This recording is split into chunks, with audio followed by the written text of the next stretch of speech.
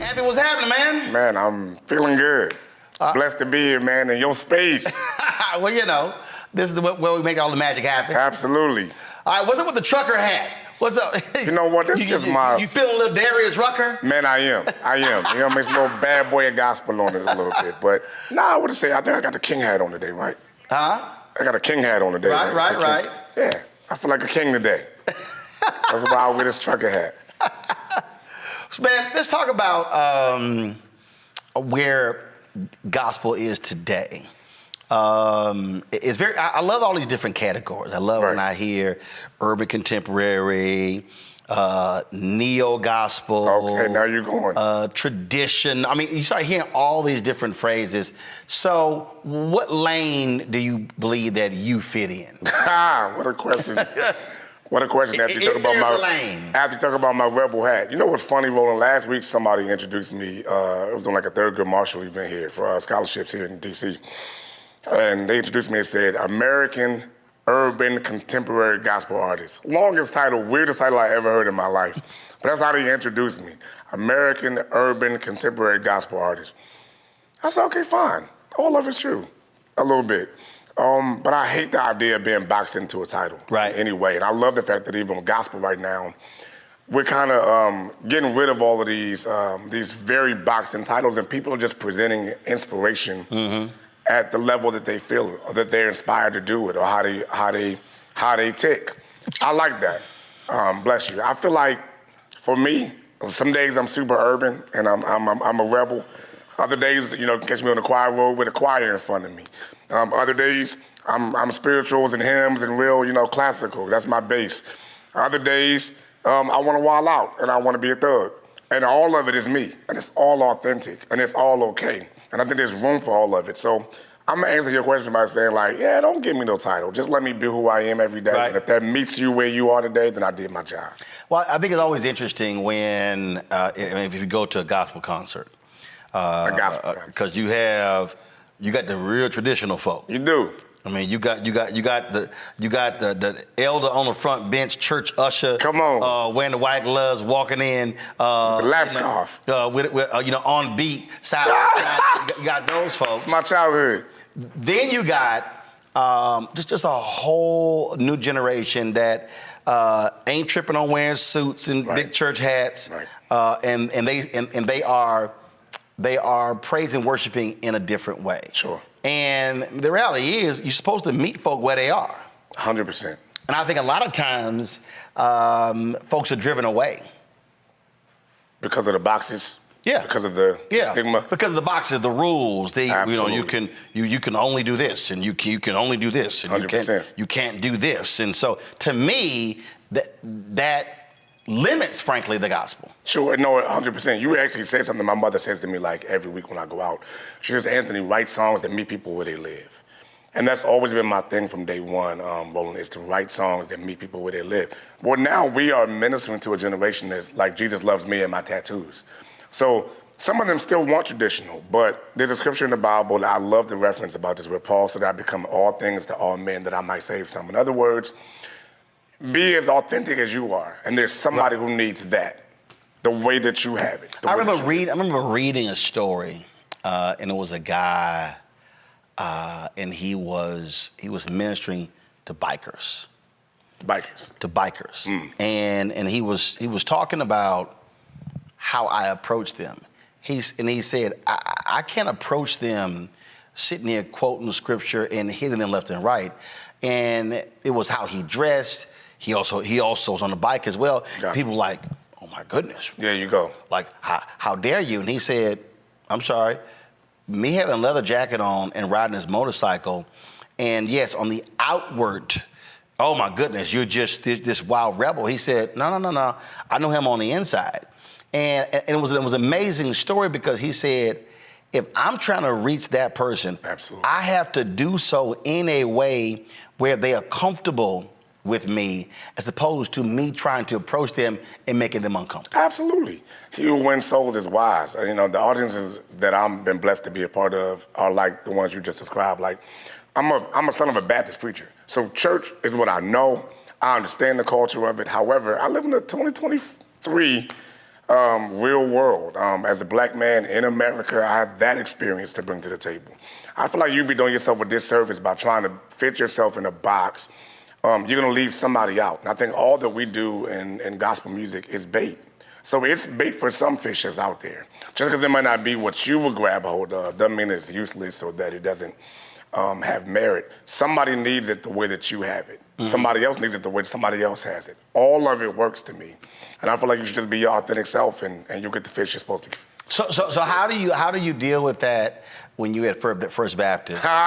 When you've got different services, sure, different people, and you just may want to just go. Then Pastor Jenkins is like, absolutely. I mean, have you ever got that look from Pastor Jenkins like, man, Anthony? Probably from day one. First of all, Roland knows my church. Shout out to my pastor, Pastor Jenkins, and my church, First Baptist, Glen Arden.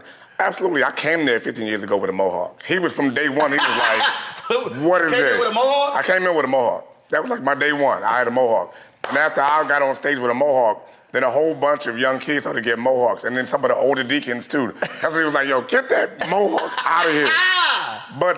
But to your point, I feel like I know how to go into any environment and be what that environment needs. And that's the wise part about it. When it says he who wins souls is wise. Just because I am a rebel don't mean I'm gonna come to the First Baptist Church of Glen Arden on stage and just turn up and lose the people. Like, nah, you should be wise about how you approach it. So when I go there, can I clean it up, put on a suit, put on a choir robe, direct the choir? Yes, every Sunday. When I leave there on Sunday night, if I'm going to a club in Detroit to perform, I'm gonna turn up, bring out the chain, throw on the hat. But all of it's me. I'm not putting on for anybody. It's all me. Yeah, but at the time when you like, okay, I'm gonna slide in and absolutely a little something here. Absolutely, 100% at First Baptist. And you know what's funny? Where you think Pastor Jenkins would like reject that? He'd be up there dancing with me, right side by side, doing a B.O.B. bounce on stage, which is what I love. So now I don't get no flack from him. I don't get no flack for him. Came with a mohawk. Yes, sir. He gonna love this part of the interview when he sees this. Mohawk He was out. like, absolutely not. He looked at me like, okay, what is this or whatever, but he never turned me down for those reasons. Once he heard my gift, it was the gift that outshined the outward appearance, and I think that's what people, get hung up on. They see people, how they look, they write them off. He didn't do that to me. Because there are a lot of head of music and pastor battles. Man, oh my goodness. I know you've heard some horror stories. We ain't got time for the conversation in this meeting. Horror stories. But the funny part about it is those two things are the elements people come to church for. Right. They come for a good word, they come for good music. So it behooves us to be able to work together. And I think Pastor Jenkins has done an amazing job with that. I love my church experience. Who have you studied in terms of, so two. One being minister of music in the church. Is there anybody you studied where you said, man, I just like how they do it, how they present it, just how they flow?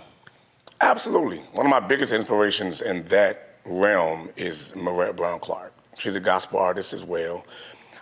She has managed to be able to be a gospel artist out here, saving the world through her music ministry, but also faithful to her local church.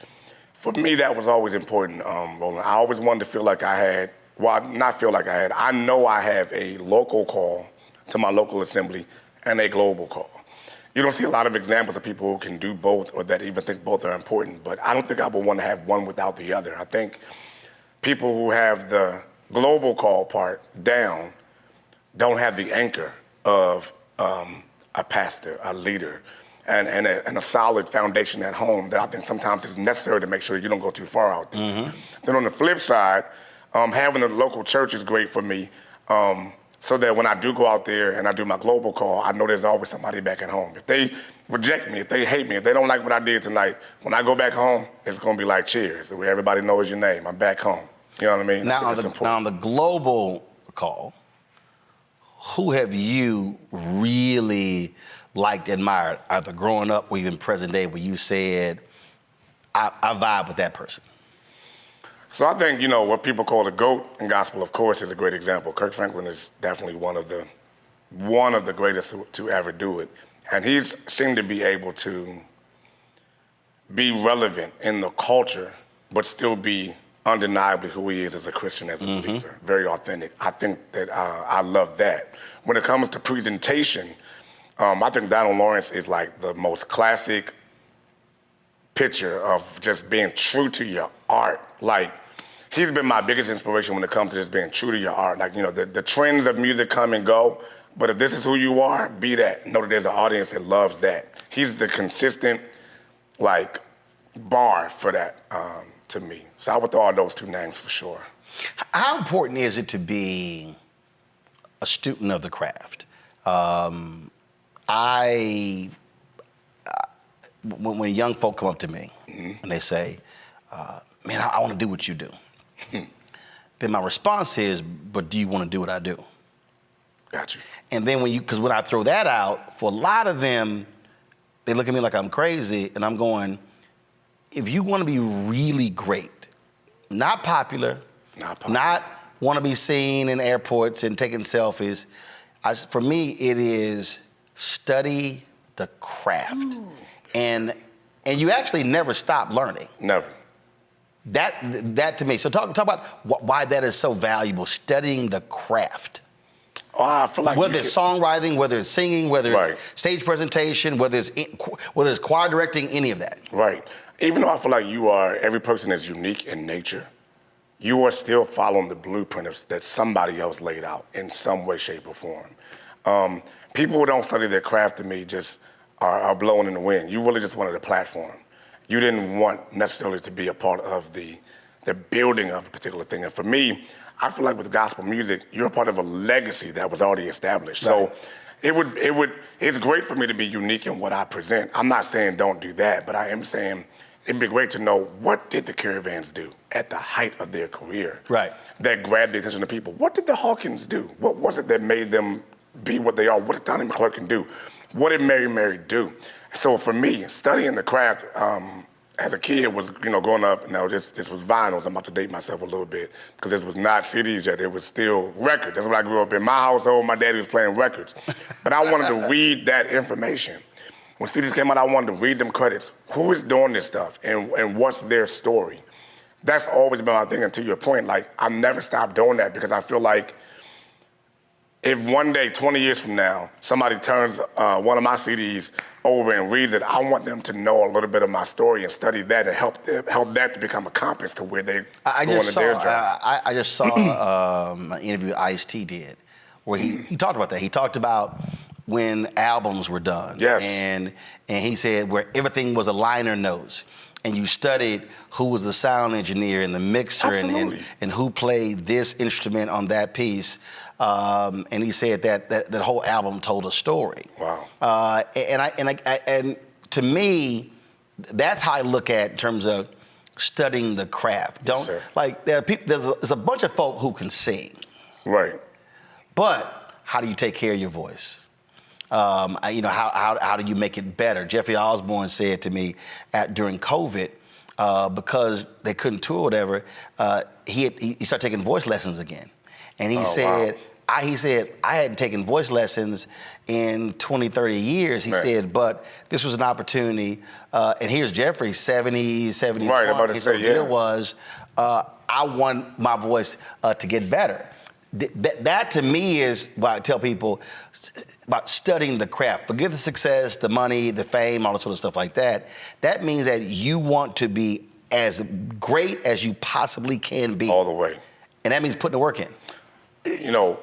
First of all, I'm so glad you said that. I'm looking at you, sitting across from you, and you've been doing this thing for a long time.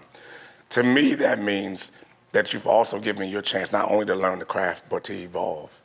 And evolution, I think, is important in any artist's life or career. So, like, at the height of things with Worth, if I just stop there, if I just sit on the laurel of what that was, then I stop evolving, I stop growing, and I think that that was all that I could produce. Well, I'm still living, and that experience is still happening. So the next record, I'm not trying to live up to that mountain anymore. Right. Let's go on the journey of who I'm becoming today. Right. And there are people who want to go along that journey. I think that is so important if you ever want to be the Roland Martin of gospel music. See, I think when I get the measurement, I play golf, and I played golf for 35 years. Do you? And oh, absolutely, Gotcha. absolutely. It's a putting green right there. We keep right. It's a 9-foot putting green. Y'all right can't see it, but it's a over. 9-foot putting green right there. I got the exact same one in my house. Done deal. Oh, Okay. absolutely. And I was talking to somebody about this, and they said, "Well, do you gamble playing golf?" And I said, sometimes we may play for, dollar a hole or whatever. But then this is what I told them. I said, the beauty of golf is you're actually competing against yourself. There are no teammates. It's not me against you. You're actually competing against yourself. Against yourself. And that is, I shot this score. What's my best score? Right. How low can I go? Right. And I sort of look at it the same way. I don't look at other people. I don't look at what somebody else is doing and say, okay, we're competing against them. No, my deal is I'm actually competing against myself. So if my standard is here, if I'm trying to go here, then they got nothing to do with you. Right. So I don't care what you're doing. Right. Because this is what I'm actually competing against. I love that. And so for you, when you are on that stage, when you're writing, when you are singing, how are you trying to measure yourself? Man, sorry, I'm just chewing on what you just said. Because this is an area where a lot of people struggle. And I'm sorry, I'm about to bring it back to the Bible again. Pastor Jenkins, you be proud of me. Where there's a scripture that talks about this, don't look to the left or the right. Now, the comparison is the thief of joy. That exists in every kind of demographic. But for us as gospel artists and musicians, there's always a new hot next. In music, period, there's always a new hot next. So if you let the people's praise of you one day dictate who you are the next day, you're gonna ebb and flow with how they feel about music, and that changes every day. My marker I set for myself is so different from that. What I try to do, to your point, is just literally figure out the last time I did this song, this is how I felt, and this is how people responded. What can you do differently about this song to grab a hold of another person in that audience? I think we were just together at one of the tour stops, and the people my goal is this, here's my goal. How can I create this song, this moment, this thought in music in such a way that you take it and you own it and it becomes yours? So if every time that I sing songs that God has given me, I have to be the one to deliver the message, then I feel like that's my marker.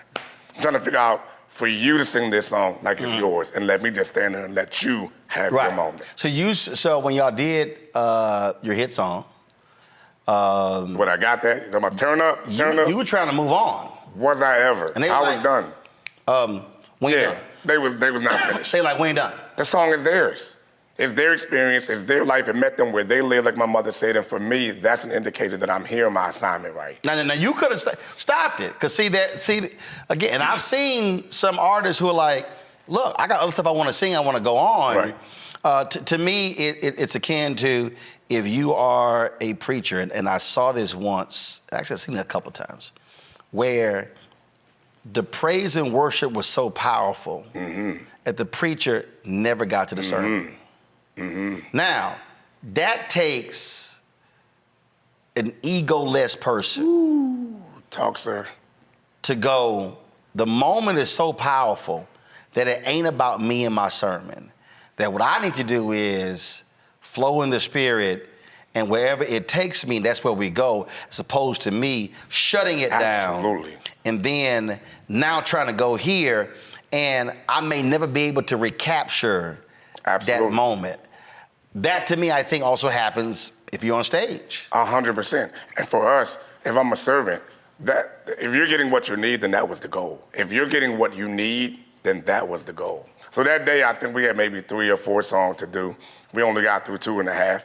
But the people who came, what they needed was that. And I'll make sure they got it. Go ahead and drink from that. If we're there and you're getting what you need, drink from that. Next time you see me, then we'll keep going. I think it was Donald, it might have been Donald Lawrence. No, it was Donald Lawrence that always told us, always leave them wanting more. So if that's all you got for me the next time, the next time I'll come back and give you a little bit more. And the thing, to me, I think the thing about the moment in gospel music, again, it might be a praise song, it might be a worship song, and I remember I was at Salem Baptist Church. I was a member when I was there. Man. And it was all kind of stuff that was happening. And it was, this when I was at CNN, it was Time Journal Morning Show. It was like all these different, it was like stuff that was just happening. And I remember church was over and the choir was still going. Gotcha.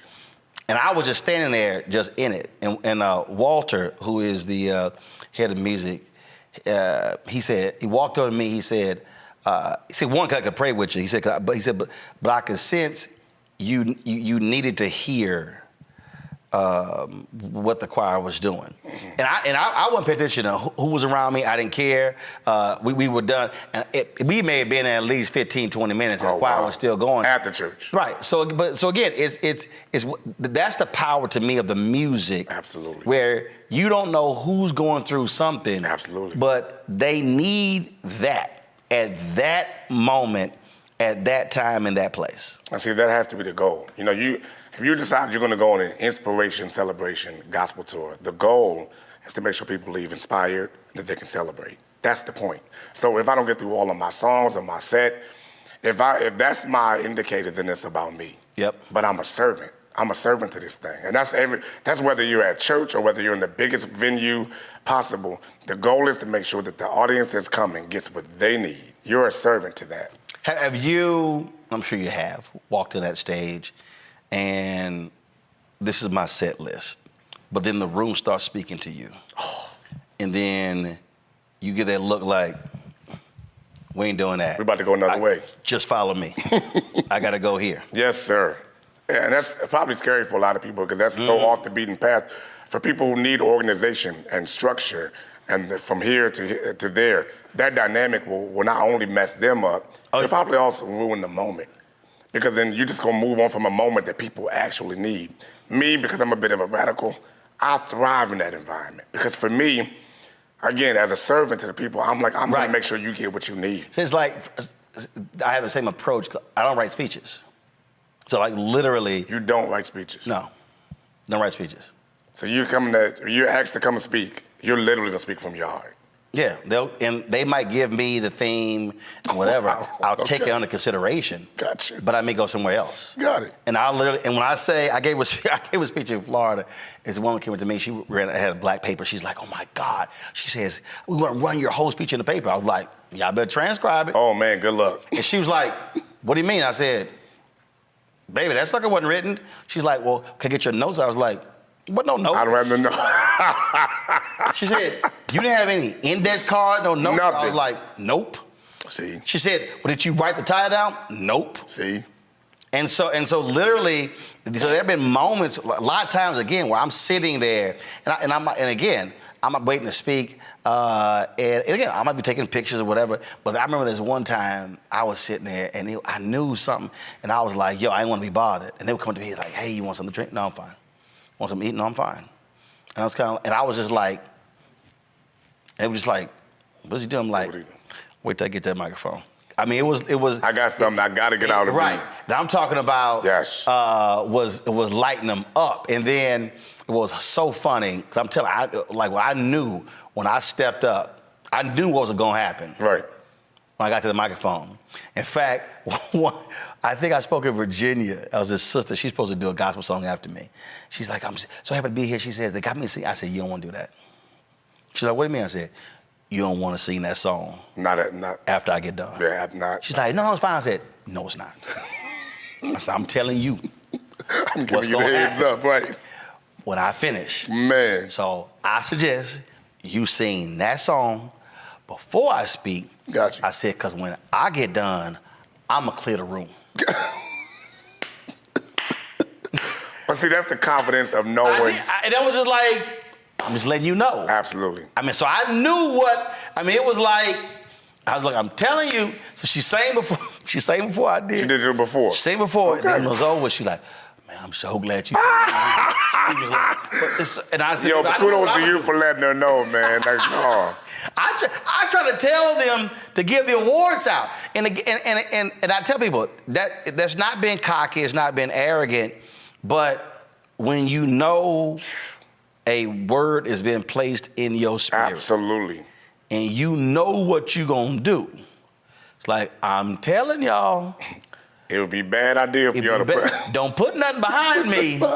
We need only thing should follow me is the benediction. The benediction and go home. That's it. Don't put stuff behind. But you know what? And now, I mean, I'm glad you said that though, because for artists and even for people who do what we do, entertainment space, who are watching this, it's good for you to know that there's always preparation. There's always, be prepared. No, study, absolutely. Learn all that you can. But then there's also this inherent knowing that everybody has if you tune in and listen on the inside, when just something will drop in your spirit that you know is for that environment, for that moment, for that time. And that's what you should be dialing into. Past the study, past the set list, past the whatever. No, tune in to what's going on inside of you. Because most times, whatever needs to happen as the reason why you're there for that event is already happening inside of you. You know how many people, Roland, miss the moment that they went somewhere or why they went because they won't tune in That's to what why they're being told? When they try to take me to a room, I said no. See? Every time You want to be in the atmosphere. we got a room for you. I'm like, I'm fine. Now I hear And you. I literally will. No, I won't. I want to stay in. I need to feel this. They don't understand. Yes, it's sir. total discernment, and I'll tell them no. And they're like, "Are you okay?" I'm like, "No, I'm fine." But I don't want to sit. I want to stand in that room. Yes. And I want to feel it, and I want to see it, and all those spirits that are moving and flowing. Absolutely. And they're speaking the whole time. I did a meet and greet it was in Portland, Oregon. I did a meet and greet. And I'd already sort of decided what I was going to speak on. But it was something a woman said to me in line. The moment she said it, See? I threw that out my brain. And I took that, it was something she said, and I literally put together an entire speech based on what she said. Based on what she said. And what was crazy is, and I always use this line, and it is really for the point of getting people to laugh. I talked about how, I said, yeah, they sent me, we had a call, they sent me all this sort of stuff. Mm.